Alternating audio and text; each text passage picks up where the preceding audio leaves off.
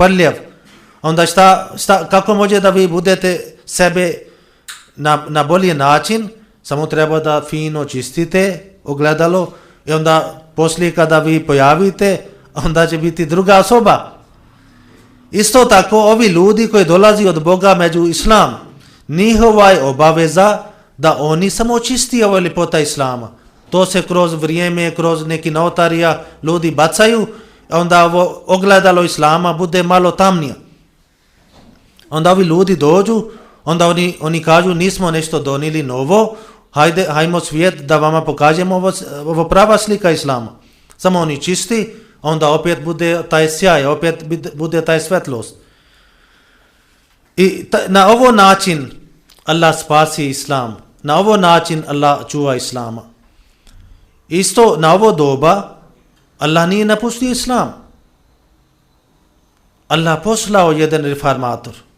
I ovo je isto jedan dokaz, ovo je da islam je istinita vjera, islam je živa vjera. Da Allah na naš doba isto poslao nekoga. I šta je njegov cilj? On isto rekao, vjera islam je najbolja vjera. Ali samo treba da mi vratimo nazad. Vratimo od doba časnog poslanika. I vidimo šta je on nama učio, kako je on nama uputio. Samo mi treba da držimo njegovo pustva. Kako je on rekao, samo to slijedimo, to bude dovoljno za nas.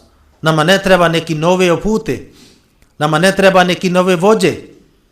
Nama treba vođa časnih poslanika, sallallahu alaihi sallam. Da samo slijedimo njega, slijedimo časni Kur'an, onda nema nikakvih problema, onda je samo uspije čeka nas. Za ovo svrh Allah poslao na ovo doba Imam Mahdi alejhi selam, za koje je časni poslanik sallallahu alejhi ve sellem rekao da on će pojaviti i on će vratiti muslimanima opet na izvor islama.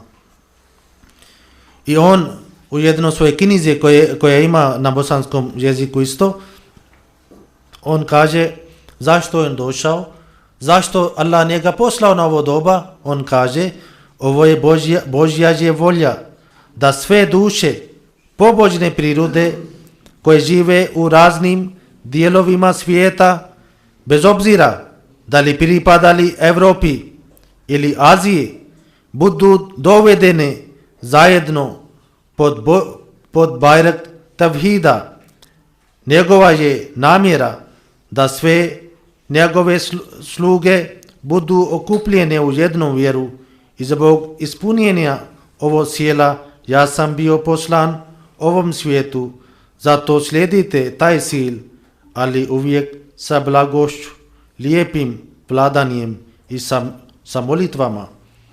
I ovo je cilj za dolazak Imam Mahdi na ovo doba, da svi pobožni ljudi, bez obzira da li oni živi gdje u svijetu, bez obzira njihove boje, da oni opet budu zajedno.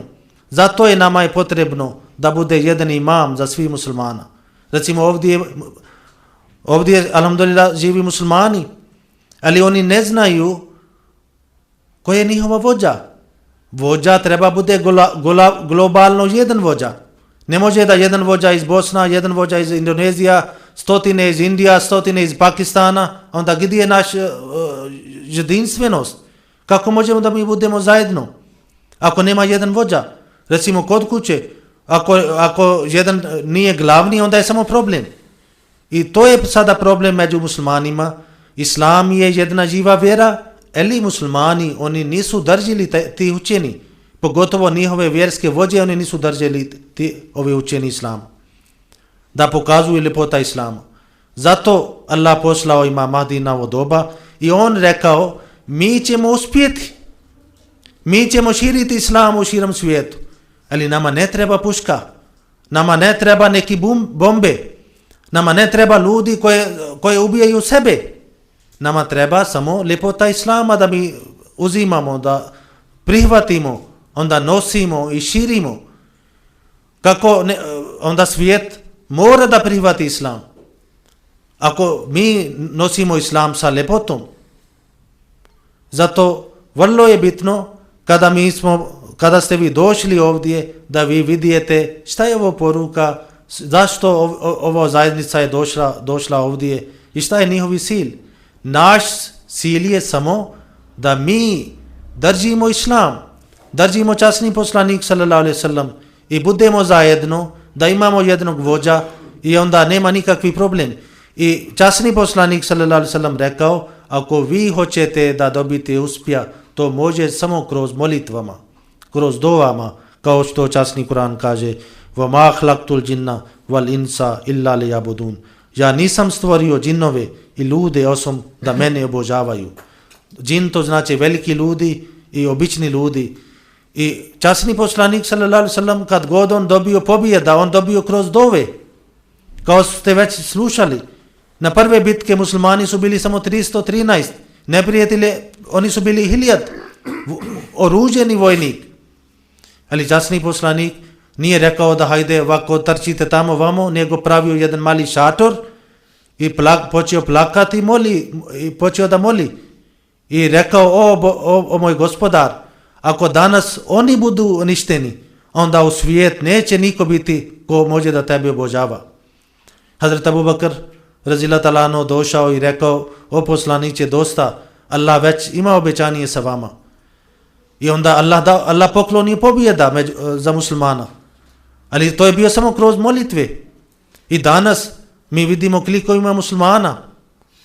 Ali opet oni boji, zato što oni nema više vjerovanje u molitvama, u dovama.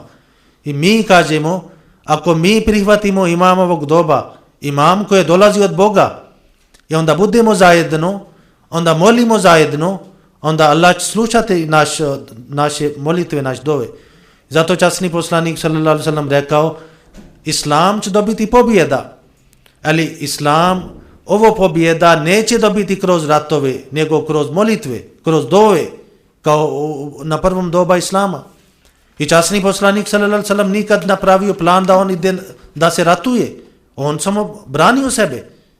Samo on branio. Zato svi ratovi u Islamu, oni su bili da su brani sebe.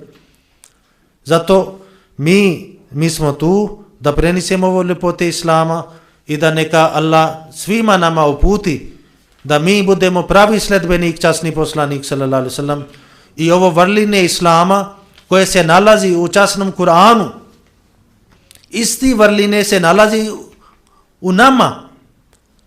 I onda svijet vidi ljepota Islama kroz nas.